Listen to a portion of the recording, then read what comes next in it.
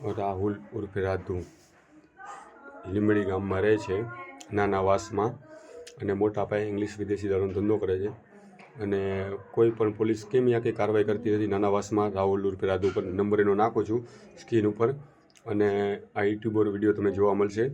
અને કોઈ પણ પ્રકારનો એક કંઈ એમ જણાવે છે કે હું હપ્તો ભરું છું, તો શું લીંબડી પોલીસને હપ્તા ભરે છે? તો એનો ધંધો ચાલુ છે હાલમાં.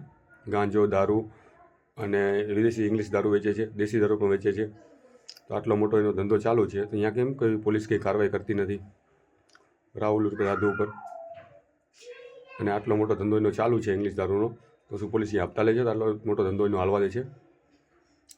અને દુકાનમાં દારૂ વેચે છે, અને દુકાનમાંથી ગાંજો પણ પડીકા બનાવીને વેચે છે. અને ઇંગ્લિશ દારૂ ઘરમાં રાખે છે રાહુલ ઉર્ફે રાધુના ઘરમાં.